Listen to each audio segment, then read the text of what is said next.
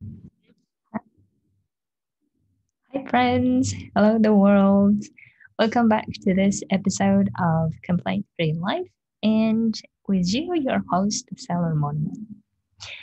I want to apologize in advance that my neighbors are doing some drilling, and you may be hearing this drilling in the background noise. And at first, I thought I would wait for them to finish doing it, but I think, knowing from yesterday's experience, they're not going to finish soon. So that's why I decided to go ahead and record this and share with you. Today's topic is a very exciting one, at least for me, because I've been working on this for so long, and it is concerning trust. Especially, I'm interested as a life coach in how we can trust ourselves to doing all the things we want to do.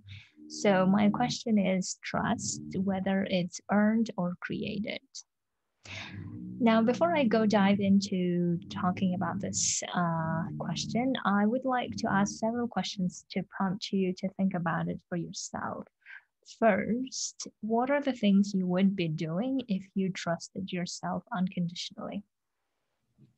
How would you create your life if you trusted no matter what? And why are you not trusting yourself currently? What is missing? A proof, evidence, what is it that is missing that actually could help you trust yourself to creating whatever you want, right? So today's topic is trust created or earned. Now, I grew up with the belief that trust is earned, it's never created. I didn't even think about the possibility of trust could be created. And I've been working with my coaches on this, and I think I've come finally to the conclusion that it's actually created and not earned.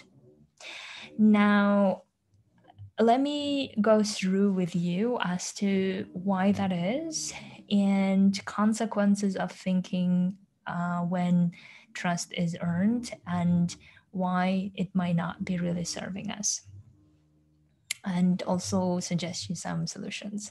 So, first, the problem of trust being earned, right? So, if you have the same belief as me that trust is earned and never created, then you probably know that you will be always waiting for evidence or some actions to prove to us that this is in fact the case. So think of an example of a relationship that you have with someone. And you are telling that person that I can trust you if you do this and this and this. And I cannot trust you if you don't do this, right? Now, the our belief is that if that person does this and this and this, then I can trust, is the belief why we're trusting it. So let me give you a more microscopic view if I can. So let's imagine that that person did all the things that we expected that person do in order for us to start trusting. Let's say that that person did it. Then we believed that now that you've done it, what I asked you to do, therefore I believe that this is enough for me to trust. So, in other words, we're not actually trusting the actions, but we're trusting the based on the belief that these actions are enough for us to trust the person. I hope you're getting what I'm saying. Now, let's imagine that person said that they did it, but didn't do in the end. So, in other words, lied to us. But we trusted that person anyway because of the belief that we thought that person did what he or she said they would for us to start trusting. To prove also that this trust is coming from a belief and not from actions is think of the same scenario. So we said to our partner that I can trust you if you do this and this and this.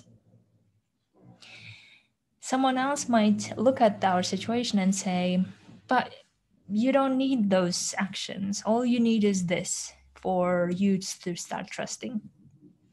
You can see that everyone's belief of what should be there in order for us to trust is different. And that also shows that it's a very subjective thing, meaning that there is no such thing as if the person does this and this, then we will automatically start trusting. Everyone's requirement of what should be there, what proof should be there for us to trust is different. That also shows that the trust is actually coming from a belief that this action is enough or this action is not enough, rather than the action itself. And when I'm saying this, you might be thinking, why does it even matter? And that's a very good question. The reason why it matters so much is when it comes to trusting ourselves. When it comes to trusting ourselves, I often notice in myself and also in my clients that we lack that trust often to do all the things we want in life. And the reason why we lack that trust is because we believe that there has to be a proof for me to think in a certain way about myself and my abilities so that I can go forward and achieve all the dreams.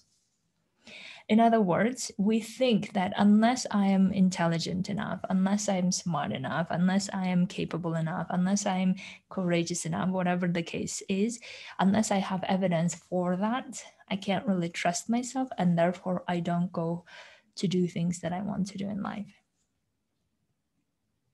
So you can see that this thought error in our minds that might be actually preventing us from doing all the things we want in life because we are waiting for that proof to come.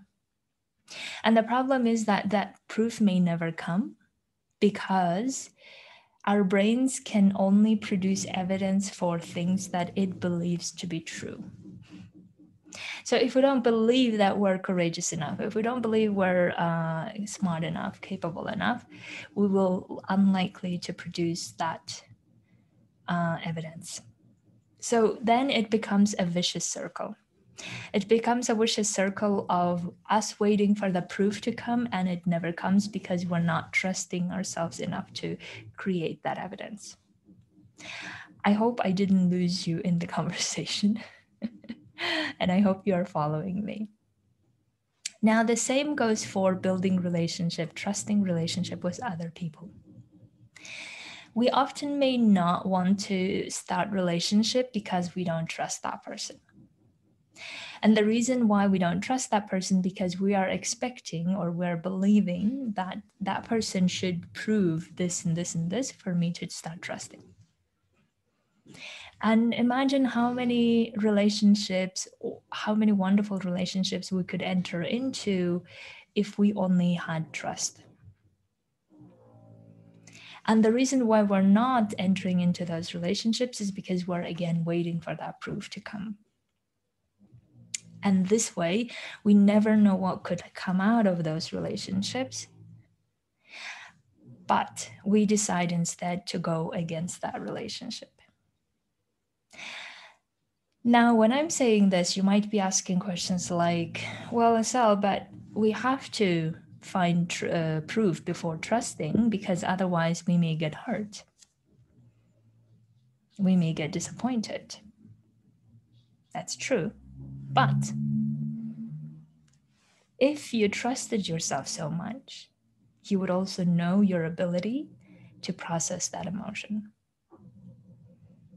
You would not be afraid of processing that emotion because you know that you are capable of doing. And I really don't like the idea of us building relationship based on fear.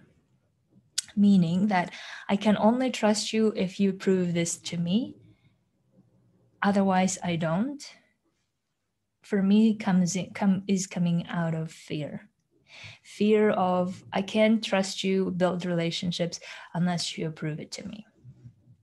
rather than from a freedom of wanting to trust people because it's created within us with our own beliefs of who the person is. And then start building evidence for why this relationship is trustworthy. So I hope you're getting at what I'm saying, that because we know that trust comes from, it's a feeling that comes from our belief or our thoughts, that we can just create it without ever needing evidence for it. Now, there might be dilemmas as to whether we should really be doing that. Excuse me. Whether it's wise to be blindly trusting people without needing a proof. If you think about it, in the end of the day, no matter what the proof there is, we still need to believe that proof. Again, we're coming back to that proof. Now, imagine a scenario of a surgery. Now, I've had surgery myself in my life, and I also did a lot of research as to who to trust and with whom to work, which surgeon is good for me. And then I realized also that I have so much limited knowledge of all of this, who's the doctor and what should they have in terms of qualifications in order for me to trust, and etc. And in the end of the day, I needed to make a decision to move forward. And that means that I needed to blindly trust that doctor to do that, to perform that surgery on me. Now, I'm not saying that I just went into the first door of a surgeon and did the surgery, but I'm saying that I realized that no matter how much evidence people show me why they're good or why they're the doctors who you should be trusting, in the end of the day, I needed to decide that this evidence is enough for me to trust this surgeon. So it comes back again to me believing that this is a good evidence, and therefore trusting that person. Or I haven't had times when I just said, okay, it's so overwhelming, I don't even know, I'm just going to trust one of them and do the surgery. Right? So those are, of course, the extreme cases. But no matter how much evidence there is or not there, it and in the end comes down to whether we believe that or not. And if we believe, then we are going to go with that trust. Now, let me propose an analogy. The analogy is, in many countries, we've come to realize that everyone is innocent unless proven guilty. That's the concept we should go for. Because we, as a society, decided that that's a trusting and healthy way of looking at things. And I think of trust, especially trust in ourselves, in the similar way.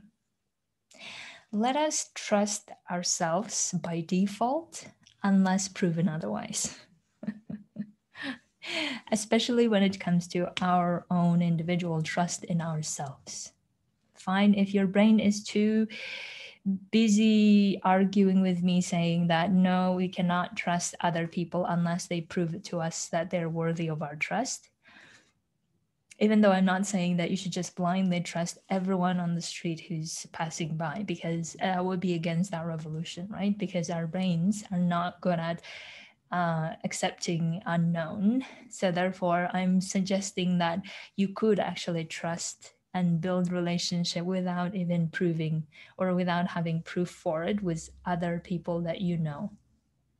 But if your brain is saying, no, so I can't do that, it's too hard, too much to consider, I'm not going to do that. If your brain is doing that, it's fine.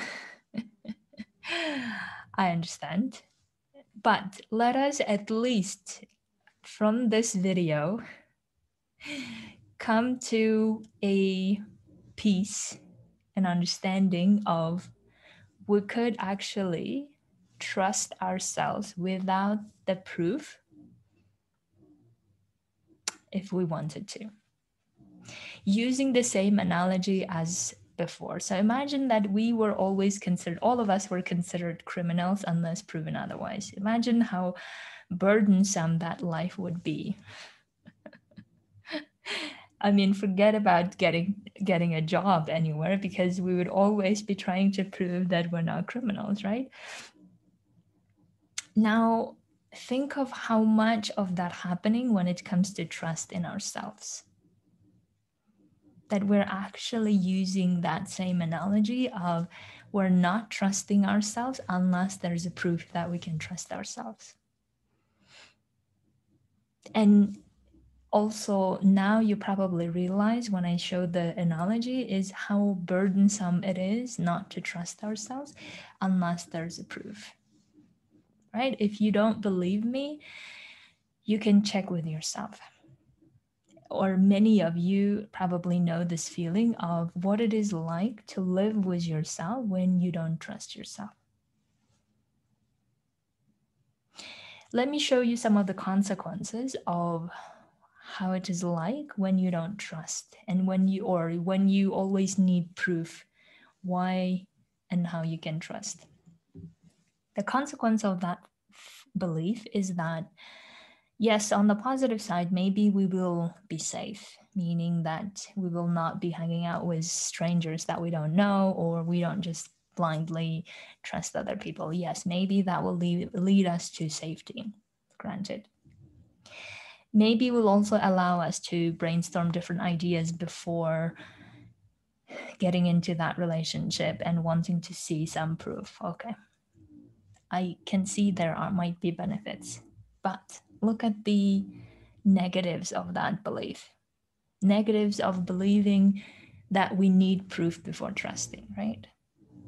The negative is that we will be safe and we will never achieve what we really want. So as you can see, safety has two sides.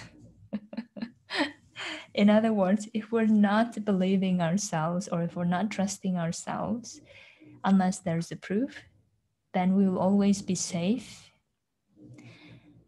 and we will never come out of our comfort zone to achieve what we want to achieve. And also, as I said, it's based on fear. And whenever there is fear, it will likely stagnate our growth. Because we'll always be fearing being hurt and disappointed and so wasting time and energy. But the opposite of it is we will do that anyway, but we will never achieve our goals. And that's the downside of it. So, and the other consequence of it is that we may never get a proof before start trusting, because, as I said, our brains may not be able to create that proof unless we believe that we can. So you can see that the belief of we need to trust only if we have proof can have so much problems with it and may actually stop us from growing and achieving what we want in life. So now let me offer you the alternative. The alternative is you create trust without needing a proof. You create trust with yourself. You create trust with others without even needing any proof. And you can do that with your belief.